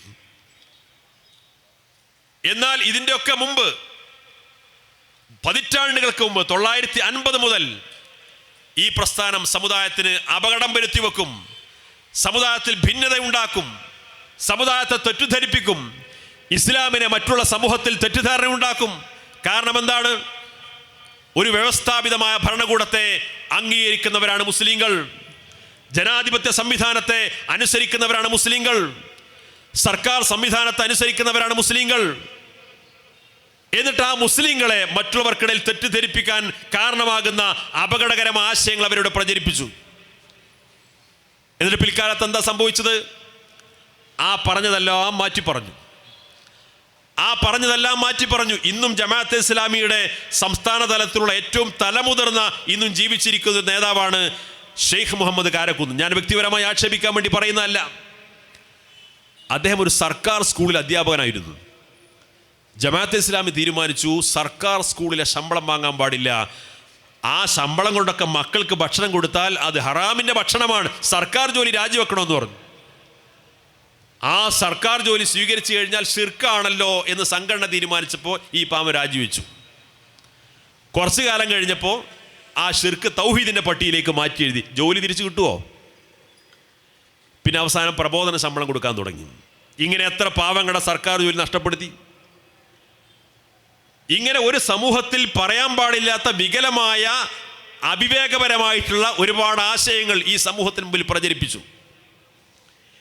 എന്നിട്ട് അതിലൊക്കെ വലിയ നയവ്യത്യാസം ഉണ്ടായിട്ടുണ്ട്, വലിയ മാറ്റങ്ങൾ ഉണ്ടായിട്ടുണ്ട് എന്ന് വരുത്തി തീർക്കാൻ വേണ്ടി ഇപ്പൊ ജമാഅത്തെ ഇസ്ലാമിയുടെ അമീർ ഇടയ്ക്കിടെ പത്രസമ്മേളനം നടത്തി പറയും, ജമാഅത്തെ ഇസ്ലാമിയുടെ സ്ഥാപകൻ അബൂലാല മൗദൂദിയാണ്, പക്ഷേ മൗദൂദിയുടെ എല്ലാ ആശയങ്ങളെയും ഒന്നും ഞങ്ങൾ അംഗീകരിക്കുന്നില്ല. സ്ഥാപക നേതാവിനെ പോലും തള്ളിപ്പറയേണ്ട അവസ്ഥയിലേക്ക് ഒരു പ്രസ്ഥാനം എത്തി എന്ന് പറഞ്ഞു കഴിഞ്ഞാൽ ആ സ്ഥാപക നേതാവിനെ ഉയർത്തിപ്പിടിച്ചുകൊണ്ട് ആ പ്രസ്ഥാനത്തിന് മുന്നോട്ട് പോകാൻ കഴിയാത്ത വിധത്തിലുള്ള വലിയ തോതിൽ ആശയപാപ്പരത്വത്തിലേക്ക് എത്തി എന്നല്ലേ അതിലൂടെ മനസ്സിലാക്കേണ്ടത്? ഇവിടെ നമ്മൾ തിരിച്ചറിയേണ്ട കാര്യം, ഇത്തരം പ്രസ്ഥാനങ്ങൾ ഈ സമൂഹത്തിൽ ഇന്ന് ചെയ്തുകൊണ്ടിരിക്കുന്ന പ്രവർത്തനം എന്താണ്? അതിനെ നിസ്സാരമായി കണ്ടുകൂടാ. ഇത്തരത്തിലുള്ള ബിദഈ പ്രസ്ഥാനങ്ങൾ, പ്രത്യേകിച്ച് ജമാഅത്തെ ഇസ്ലാമി പോലെയുള്ള സംഘടനകൾ ഇന്ന് സമൂഹത്തിൽ ചെയ്തുകൊണ്ടിരിക്കുന്ന പ്രവർത്തനം എന്താണ്? മുസ്ലിം സമൂഹത്തിന് ധാരാളം പ്രശ്നങ്ങളുണ്ട്. ഒരുപാട് ഭീഷണികൾ ഭരണകൂട ഭീകരതയുടെയും അല്ലാതെയൊക്കെ നടന്നുകൊണ്ടിരിക്കുന്നുണ്ട്. ലോകത്ത് ഇസ്ലാമോഫോബിയ എന്ന് പറയുന്ന ഒരു കൺസെപ്റ്റ് തന്നെ രൂപീകരിച്ചുകൊണ്ട് ഇസ്ലാം ഭീതി വ്യാപകമായിട്ട് പ്രചരിപ്പിക്കുന്നുണ്ട്. പക്ഷേ മുസ്ലിം സമൂഹവുമായി ബന്ധപ്പെട്ടുകൊണ്ട് എന്തെങ്കിലും പ്രശ്നങ്ങളോ പ്രതിസന്ധികളോ കടന്നു വന്നാൽ എല്ലാം ഇസ്ലാമോഫോബിയയുടെ പരിധിയിൽപ്പെടുത്തിയിട്ട് മുസ്ലിം സമുദായത്തെ വീണ്ടും വൈകാരികമായിട്ട് ഇങ്ങനെ മുന്നോട്ട് കൊണ്ടുവരുന്ന, ഇവിടുത്തെ സഹോദര സമുദായങ്ങളെ ചേർത്ത് വെച്ചുകൊണ്ട് നിർവഹിക്കപ്പെടേണ്ട പല ദൗത്യങ്ങളെയും ഇങ്ങനെ സാമുദായികവൽക്കരിച്ചുകൊണ്ട് അപകടകരമായ തലത്തിലേക്ക് കൊണ്ടുവരുന്ന ഒരു വൈകാരികമായ തലം ഈ സമൂഹത്തിൽ രൂപീകരിക്കുന്ന പ്രവർത്തനമാണ് ഇപ്പോൾ ജമാഅത്തെ ഇസ്ലാമി ചെയ്തുകൊണ്ടിരിക്കുന്നത്. അത് നമ്മുടെ ഒരു ബഹുസ്വര സമൂഹത്തിൽ യോജിച്ച സംഗതിയല്ല. ഏറ്റവും ഒടുവിൽ നമ്മുടെ രാജ്യത്തിൻ്റെ പാർലമെന്റിൽ വഖഫ് ഭേദ നിയമം പാസ്സാക്കപ്പെട്ടു. ആ വഖഫ് ഭേദ നിയമത്തിലൂടെ നമ്മുടെ രാജ്യത്തെ ലക്ഷക്കണക്കിന് വഖഫ് സ്വത്തുക്കൾ അന്യാധീനപ്പെടാൻ കാരണമാകുന്ന, നഷ്ടപ്പെടുന്ന വലിയ അപകടകരമായ നിയമമാണ് പാർലമെന്റിൽ പാസ്സാക്കിയത്. ആ വഖഫ് ഭേദ നിയമത്തിനെതിരെ പാർലമെന്റിൽ ആരൊക്കെയാണ് ശബ്ദമുയർത്തിയത്? മുസ്ലിം MP-മാർ മാത്രമാണോ? മുസ്ലിം MP-മാർ മാത്രമല്ലോ, ഇതൊരു സംഘപരിവാർ അജണ്ടയാണ്. മുസ്ലിം സമുദായത്തിന് കോടിക്കണക്കിന് രൂപയുടെ ആസ്തിയുള്ള, മുസ്ലിം സമുദായത്തിന് വിദ്യാഭ്യാസ നവോത്ഥാന മുന്നേറ്റത്തിന് കാരണമായിട്ടുള്ള കോടിക്കണക്കിന് ആസ്തിയുള്ള വഖഫ് സ്വത്തുകൾ കൈയേറ്റം ചെയ്യാനും അതിനെ പെട്ടെന്നൊരു നിയമത്തിലൂടെ ഇല്ലായ്മ ചെയ്യാനുമുള്ള ഒരു നിയമം പാസ്സാക്കപ്പെട്ടപ്പോൾ മുസ്ലിം സമുദായത്തിൻ്റെ ആ വഖഫ് സംരക്ഷണത്തിനു വേണ്ടി ആ നിയമത്തിനെതിരെ പാർലമെന്റിലും രാജ്യസഭയിലും പോരാടിയത് ഒട്ടേറെ അമുസ്ലിം MP-മാരായിരുന്നു. എല്ലാ മതേതര ജനാധിപത്യ രാഷ്ട്രീയ കക്ഷികളിലുള്ള MP-മാർ ആ വഖഫ് ഭേദ നിയമത്തിനെതിരെ ധീരമായി പ്രസംഗിച്ചു. ജമാഅത്തെ ഇസ്ലാമി എന്താ ചെയ്തത്? ജമാഅത്തെ ഇസ്ലാമി വഖഫ് ഭേദ നിയമം പാസ്സാക്കപ്പെട്ടപ്പോൾ അതിനെതിരെ കോഴിക്കോട് വിമാനത്താവളത്തിലേക്ക് മാർച്ച് നടത്തിയപ്പോൾ ആ മാർച്ചിൽ ഉയർത്തിപ്പിടിച്ച കുറച്ച് ഫോട്ടോകൾ ഉണ്ടായിരുന്നു. ആരുടെ photo? Abul Ala മൗദൂദിയുടെ photo, Hasanul ബന്നയുടെ photo. ഇവരാരാ? ഇന്ത്യയിലെ വഖഫ് സംരക്ഷണത്തിന്റെ നേതാക്കന്മാരാ. ഒരു ഭാഗത്ത് മൗദൂദിയെ തള്ളിപ്പറയുന്നു, മറുഭാഗത്ത് തങ്ങളുടെ യുവജന സംഘടനയെ വിട്ടുകൊണ്ട് മൗദൂദിയുടെയും ഇസ്ലാമിക് ബ്രദർഹുഡ് എന്ന് പറയുന്ന ലോകത്തെ പല രാജ്യങ്ങളും നിരോധിക്കപ്പെട്ട ആ സംഘടനയുടെ സ്ഥാപകനായ ഹസനുൽ ബന്നയുടെ ഫോട്ടോ ഉയർത്തിപ്പിടിച്ചുകൊണ്ട് കോഴിക്കോട്ടങ്ങാടിയിൽ, കോഴിക്കോട് എയർപോർട്ടിലേക്ക് മാർച്ച് നടത്തുന്നു. ഒരു ഭാഗത്ത് വലിയ ബഹുസ്വരതയുടെ മനോഹരമായ വർത്തമാനങ്ങൾ പറഞ്ഞുകൊണ്ട് ഞങ്ങൾ മതേതരത്വത്തിൻ്റെ ആളുകളാണെന്ന് പറയുകയും, മറുഭാഗത്ത് ഈ മതരാഷ്ട്രവാദത്തിൻ്റെ അപകടകരമായ ആശയങ്ങൾ കൊണ്ടുവന്ന അത്തരം ആളുകളുടെ ചിത്രങ്ങൾ ഉയർത്തിപ്പിടിച്ചുകൊണ്ട് പ്രൊട്ടസ്റ്റ് നടത്തുകയും ചെയ്യുന്ന ഈ കപടന്മാരെ ഇനിയും ആർക്കെങ്കിലും തിരിച്ചറിയാൻ വൈകിയിട്ടുണ്ടെങ്കിൽ അത് അപകടകരമാണ്. ഞാനിത് പറയുമ്പോൾ നിങ്ങളതിനെ രാഷ്ട്രീയമായിട്ട് കൂട്ടിക്കെട്ടേണ്ടതില്ല. ജമാഅത്തെ ഇസ്ലാമി ഏതാനും മാസങ്ങൾക്ക് മുമ്പാണ് ഡൽഹിയിൽ RSS നേതാക്കളുമായിട്ട് ചർച്ച നടത്തിയത്. മുസ്ലിം സമുദായത്തിനൊരു പരാതിയില്ല. കാരണം ജമാഅത്തെ ഇസ്ലാമി RSSുമായിട്ട് ചർച്ച നടത്തിയാൽ ജമാഅത്തെ ഇസ്ലാമി RSSനെ വിഴുങ്ങാനൊന്നും പോകുന്നില്ല എന്ന് എല്ലാവർക്കും അറിയാം. അതുകൊണ്ട് തന്നെ അവരവരുടെ നിലനിൽപ്പിന് വേണ്ടിയിട്ട് എന്തെങ്കിലും ചില ഡീൽ ഉണ്ടാക്കിയിട്ടുണ്ടാകും. അതിലാർക്കും പരാതിയില്ല. ഓരോരുത്തരും അവരുടെ നിലനിൽപ്പിനനുസരിച്ച് ആദർശവും നിലപാടും ഒക്കെ ബലി കഴിക്കുന്നുണ്ടാകും, സ്വാഭാവികമാണ്. പക്ഷെ മുസ്ലിം സമുദായത്തിൻ്റെ മുഖ്യധാരയിലേക്ക് ഇതുപോലുള്ള അപകടകരമായ ആശയങ്ങൾ സൂക്ഷിക്കുന്ന സംഘടനകൾക്ക് കടന്നു വരാൻ അവസരമുണ്ടായാൽ, ആ വാതിൽ തുറന്നാൽ അതിൻ്റെ നഷ്ടം കേരളത്തിൻ്റെ പൊതുസമൂഹത്തിനായിരിക്കും. ഏതെങ്കിലും നിരീശ്വരവാദികളുമായി കൂട്ടുചേരുന്നത് പോലെയല്ല, ഏതെങ്കിലും സംഘപരിവാർ സംഘടനകളുമായി കൂട്ടുചേരുന്ന പോലെയല്ല.